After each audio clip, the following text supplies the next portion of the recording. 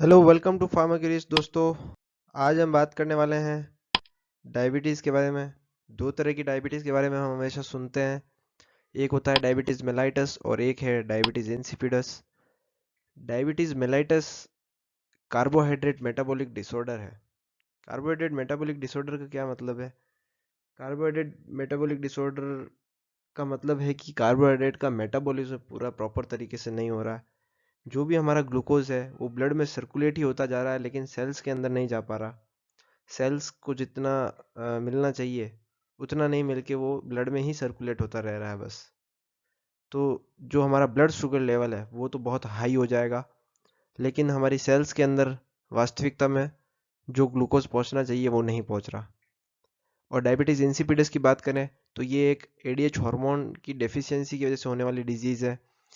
ADH hormone anti diuretic hormone है, इसके बारे में भी हम समझते हैं। आज का हमारा मेन फोकस डायबिटीज़ मेलाइटस के बारे में है, क्योंकि हम आमतौर पे जितनी भी बार डायबिटीज़ की बात करते हैं या किसी को पेशेंट की बात करते हैं कि भाई इसे डायबिटीज़ है, तो हम उस समय पे डायबिटीज़ मेलाइटस की ही बात अधिकतर टाइम पे कर रहे होते हैं। तो पहले हम इंसिपिडस के एडीएच हार्मोन के बारे में थोड़ा सा देख लेते हैं। एडीएच हार्मोन या एंटी डायूरेटिक हार्मोन या वेसोप्रेसिन, ये हमारे पिट्यूटरी ग्लैंड से सीक्रेट होता है और किडनी में आकर के नेफ्रॉन के ट्यूब्यूल्स में डीसीटी वाले पार्ट में मेनली एक्शन दिखाता है और वाटर के रीअब्जॉर्प्शन को बढ़ाता है। अगर किसी कंडीशन में इस एडीएच हार्मोन की डेफिशिएंसी हो जाए तो वाटर का रीअब्जॉर्प्शन नहीं होगा।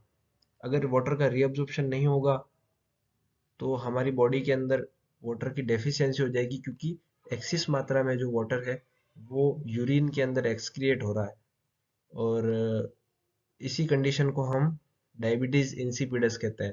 इसके अंदर पॉलीयूरिया पॉलीडिप्सिया जैसे सिम्टम्स देखने को मिलते हैं। तो अब हम एडीएच हार्मोन के बारे में तो समझ ही चुके हैं। अब हम आगे समझेंगे अब इंसुलिन के बारे में। इंसुलिन को वर्क को हम समझते हैं अब। इंसुलिन भी बॉडी में सर्कुलेट होता रहता है। इंसुलिन के लिए रिसेप्टर हर सेल के ऊपर होते हैं, लेकिन लीवर की सेल्स के ऊपर कुछ ज़्यादा मात्रा में होते हैं इंसुलिन रिसेप्टर्स। इंसुलिन क्या करता है कि इंसुलिन इस इंसुलिन रिसेप्टर के ऊपर बाइंड होता है, और जैसे ही इंसुलिन इंसुलिन रिसेप्टर के ऊपर बाइंड होगा, इंसुलिन रिसेप्टर अपना मैकेनिज्म दिखाएगा और मैकेनिज्म के थ्रू कुछ केमिकल्स बनाएगा सेल के अंदर। और वो केमिकल्स की वजह से जो ग्लूट4 रिसेप्टर है जो कि साइटोसोल के अंदर होता है, वो साइटोसोल से सेल मेम्ब्रेन की तरफ लोकेट होता है और सेल मेम्ब्रेन के बीच में जाकर के लोकेट हो जाता है। अब क्या होगा कि ब्लड सर्कुलेशन में जो ग्लूकोज घूम रहा होगा, वो ग्लूकोज जैसे ही इस ग्लूट4 के कांटेक्ट में आएगा, ग्लूट4 उसको रास्ता देगा सेल के अंदर आने के लिए, और वो ग्लूकोज सेल के अंदर आ जाएगा।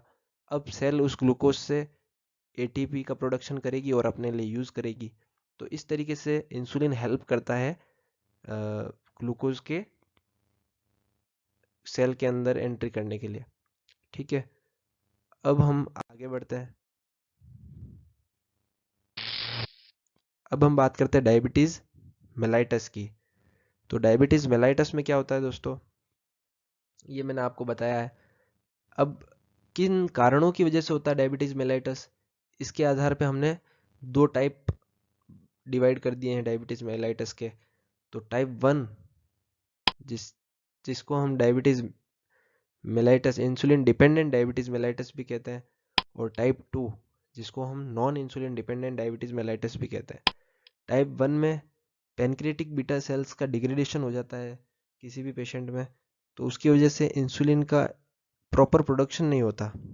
तो अगर इंसुलिन की बॉडी के अंदर डेफिशिएंसी हो जाएगी तो वो अपना एक्शन कैसे दिखाएगा, उसका एक्शन नहीं दिखेगा। तो वो जो ग्लूट4 लोकेट हो रहा था वो नहीं हो पाएगा, और जो ग्लूकोज है वो ब्लड में ही रह जाएगा, ब्लड सर्कुलेशन में ही रह जाएगा।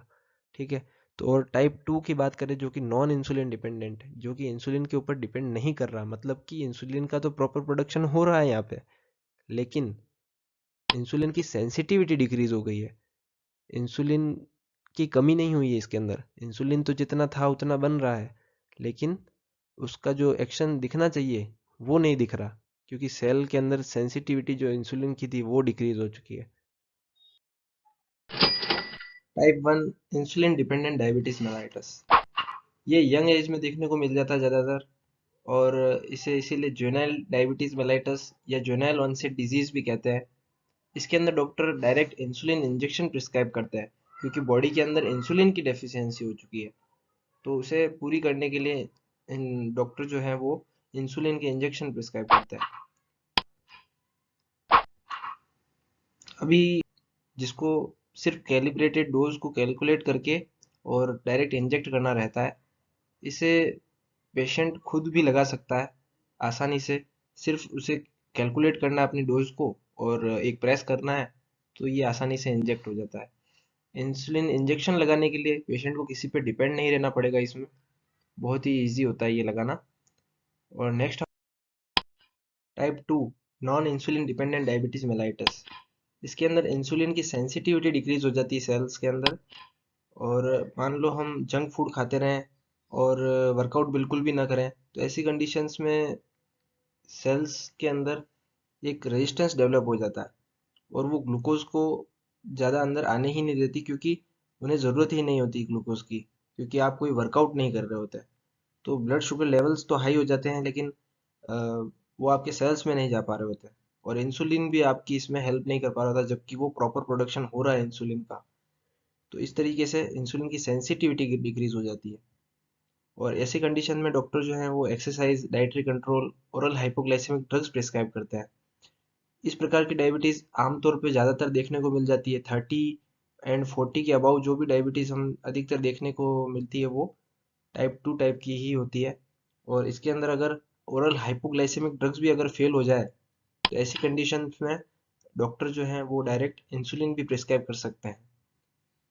तो अगर इस ये वीडियो आपको अगर पसंद आई हो तो लाइक कर दीजिएगा, और ऐसे ही वीडियो को देखने के लिए सब्सक्राइब कर दीजिए हमारे चैनल को। Thank you, bye bye.